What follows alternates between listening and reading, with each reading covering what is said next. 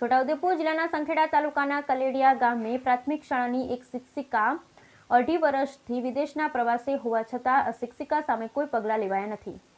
આદિવાસી વિસ્તારના શિક્ષકો વિદેશ પ્રવાસ જતા રહે છે તેની જાણકારી શાળાના આચાર્ય શિક્ષણ વિભાગને હોવા છતાં આવા શિક્ષકોને સસ્પેન્ડ ન કરતા અનેક સવાલ ઊભા થઈ રહ્યા છે। છોટાઉદેપુર જિલ્લા સંખેડા તાલુકાના છેવાડાના કલેડિયા ગામે ધોરણ 1 થી 8ની પ્રાથમિક શાળામાં આવેલી છે, જ્યારે 230 થી વધુ બાળકો અભ્યાસ કરી રહ્યા છે।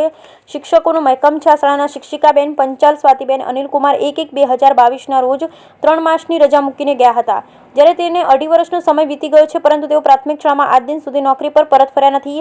જ્યારે શાળામાં પરત ન આવતા શાળાના આચાર્ય તેઓને વતનમાં નોટિસ મોકલી હોવાની હકીકત જણાવી રહ્યા છે। જ્યારે શાળાના આચાર્યના જણાવ્યા મુજબ તેઓ વિદેશ જતા રહ્યા અને જાણ અગાઉ શિક્ષણ અધિકારીને કરવામાં આવી, જ્યારે આદિવાસી વિસ્તારમાં કાગળ પર શિક્ષકની જગ્યા ભરેલી બતાવવામાં આવે છે, જેના કારણે બાળકોનો અભ્યાસ બગડી રહ્યો છે।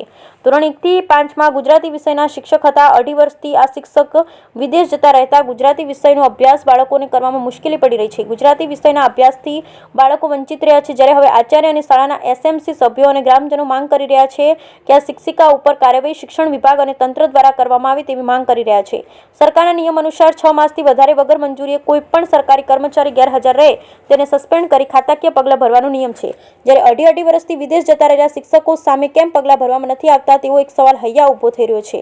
જ્યારે તંત્ર અને શિક્ષણ વિભાગને આ બાબતની જાણ હોવા છતાં હજુ સુધી કોઈ શિક્ષિકા ઉપર પગલાં ભરવામાં નથી આવ્યા, ત્યારે હવે શિક્ષિકા ઉપર કાર્યવાહી કરવામાં આવે એ જોવાનું રહ્યું। Bureau report Rehan Patel, Chhota Udepur. એમ શ્રી કલેડિયા પ્રાથમિક શાળા એનું એસએમસી સભ્ય તરીકે તરવી અતુલભાઈ કનુભાઈ ગામ કલેડિયા, જે 2022થી આ શિક્ષિકા બહાર રહે છે, તો એને પોતે વિચારીને રાજીનામું આપી દે એવી મારી માંગ છે। એટલે કે જે તે બાળકો અત્યારે આ કલેડિયા સ્કૂલની અંદર 200ની ઉપર છે, 220-30, તો એમનું જે ભણતર બગડે ના, તો પોતે વિચારે અને રાજીનામું આપે એવી મારી માંગ છે। તો ઉપલા અધિકારી કોઈ બી હોય, કલેક્ટર હોય, જિલ્લા શિક્ષણ અધિકારી હોય, તેમના પર થોડો કડક પગલાં લે અને એ રાજીનામું આલે તો નવા શિક્ષક આવે એવી મારી માંગ છે।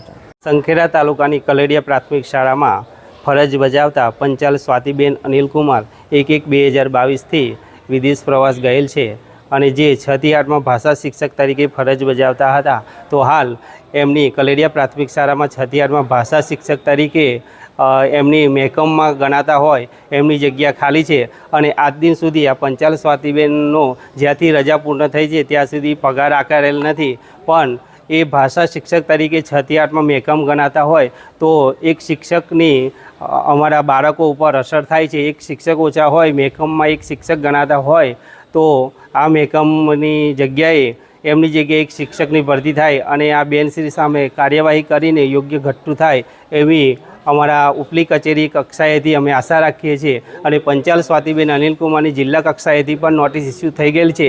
તમામ અધિકારીશ્રીઓને જાણ છે તાલુકાના જિલ્લાના કે કલેડિયા પ્રાથમિક શાળામાં આ બેનશ્રી સતત ગેરહાજર છે, ઓનલાઈન હાજરીમાં પણ સતત ગેરહાજર જ પુરાય છે અને જે અંગેની જાણ ઉપલી કક્ષા સુધી અમે કરી દીધેલ છે।